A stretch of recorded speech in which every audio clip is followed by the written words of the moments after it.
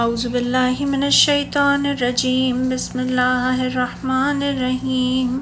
یا ایہا الذین آمنوا انفقوا من طیبات ما کسبتم ومما اخرجنا لکم من الارض وما تیمموا الخبیث منہ تنفقون ولستم بآخذیہ الا ان تغمضوا فیہ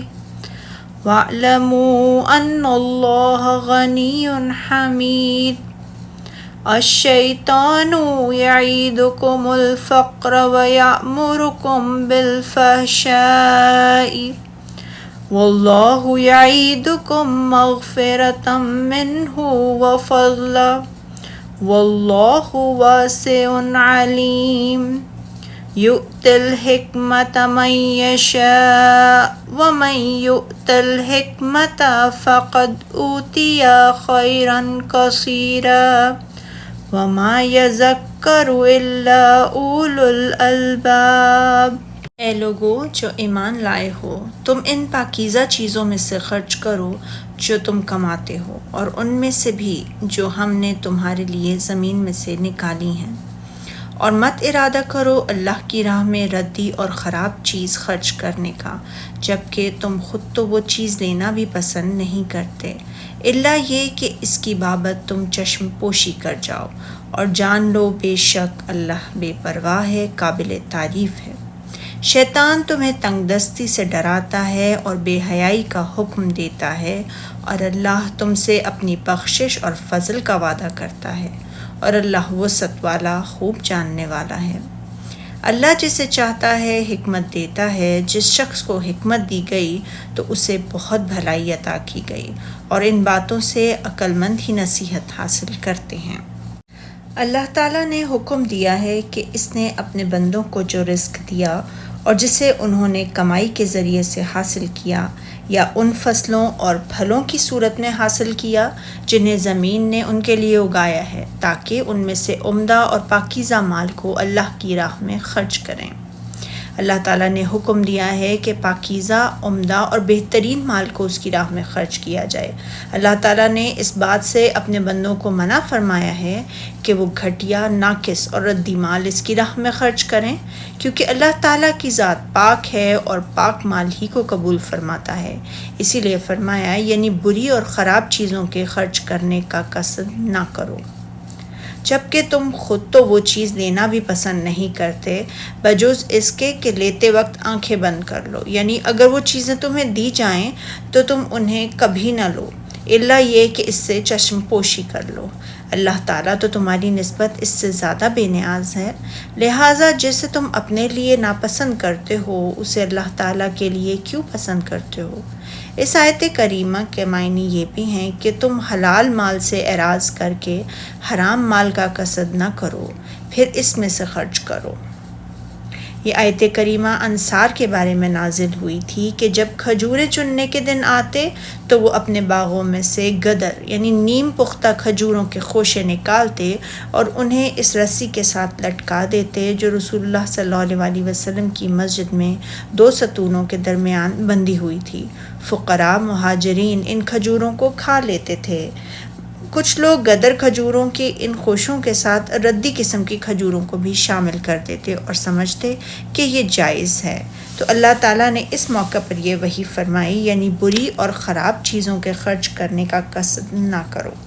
حضرت ابن عباس رضی اللہ تعالیٰ عنہ سے روایت ہے کہ اگر تمہارا کسی پر کوئی حق ہو اور وہ اس سے جتنا تمہارا حق بنتا ہے کم لے کر آئے تو تم اسے کم سمجھتے ہو، نہیں لوگے حتیٰ کہ اسے ناقص قرار دو گے۔ اور یہی معنی ہے کہ اللہ تعالیٰ فرماتا ہے کہ تم میرے لیے اس چیز کو کیسے پسند کرتے ہو جیسے تم اپنے لیے پسند نہیں کرتے، میرا تم پر حق یہ ہے کہ اپنے پاکیزہ اور عمدہ ترین مال کو میرے لیے خرچ کرو۔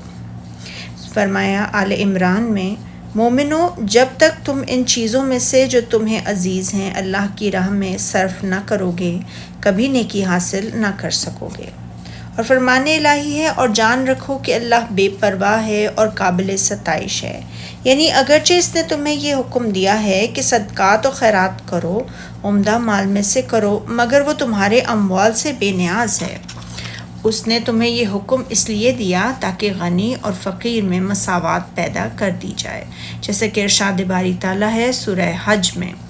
اللہ تک ان قربانی کے جانوروں کا نہ گوشت پہنچتا ہے اور نہ ان کا خون، لیکن اس تک تمہاری پرہیزگاری پہنچتی ہے۔ یعنی اللہ تعالیٰ اپنی ساری مخلوق سے بے نیاز ہے اور ساری مخلوق اس کی محتاج ہے۔ وہ بے حد و حساب فضل و کرم کا مالک ہے، اس کے خزانے کبھی ختم نہیں ہو سکتے۔ چنانچہ جو شخص اپنی پاک کمائی سے صدقہ کرے اسے جان لینا چاہیے کہ اللہ تعالیٰ بے نیاز اور بے حد و حساب عطا فرمانے والا ہے۔ وہ کریم و جواد ہے اور اپنے بندوں کے صدقات اور خیرات کو بدلہ دے گا، کئی گنا زیادہ بدلہ عطا فرمائے گا۔ کون ہے جو اسے قرض دے جو نہ تو محتاج ہے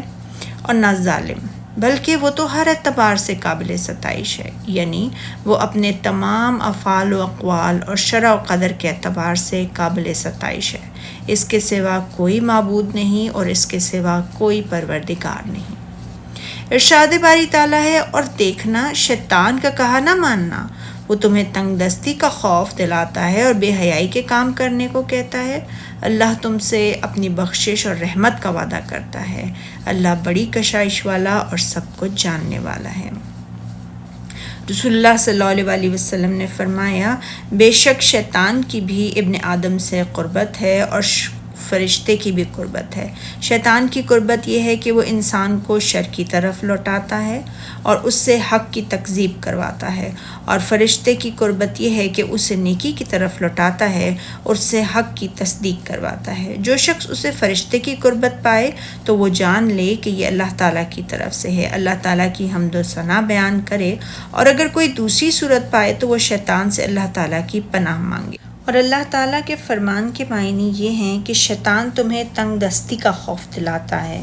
تاکہ تم اپنے ہاتھوں کو روک لو اور اللہ تعالیٰ کی رضا کے حصول کے لیے اپنا مال خرچ نہ کرو۔ یعنی تنگ دستی کے خوف سے خرچ کرنے سے منع کرنے کے ساتھ ساتھ وہ تمہیں گناہوں، بے حیائیوں اور حرام کاموں کا حکم بھی دیتا ہے تاکہ تم اپنے خالق و مالک کے حکم کی مخالفت بھی کرو۔ اللہ تعالیٰ کا فرمان ہے، یعنی شیطان نے تمہیں جو بے حیائی کا حکم دیا ہے تو اس کے مقابلے میں اللہ تعالیٰ نے تم سے اپنی مغفرت کا وعدہ فرمایا ہے۔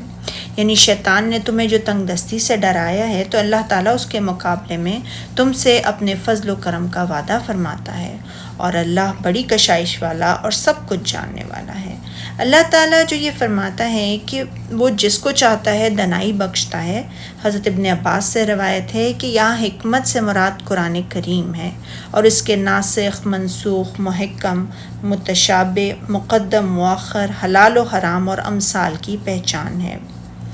اور رسول اللہ صلی اللہ علیہ وسلم نے ارشاد فرمایا، صرف دو آدمیوں پر رشک کیا جا سکتا ہے، ایک وہ شخص جسے اللہ تعالیٰ نے مال و دولت سے نواز رکھا ہو، پھر اسے حق میں خوب خرچ کرنے کی توفیق بھی عطا فرمائی ہو، اور دوسرا وہ شخص جسے اللہ تعالیٰ نے حکمت و دانش اور علم سے نواز رکھا ہو اور وہ اسی کے مطابق فیصلہ کرتا ہو اور اسے لوگوں کو سکھاتا ہو۔ اور فرمایا، اور نصیحت تو وہ لوگ قبول کرتے ہیں جو عقل مند ہیں، یعنی واض و نصیحت سے صرف وہی لوگ فائدہ حاصل کرتے ہیں جو صاحب عقل و دانش ہوں اور اللہ تعالیٰ کے فرمان اور اس کے کلام کے معنی کو جانتے ہوں۔ سبحانک اللہم و بحمدک، اشہد ان لا الہ الا انت، استغفرک و اتوب الیک۔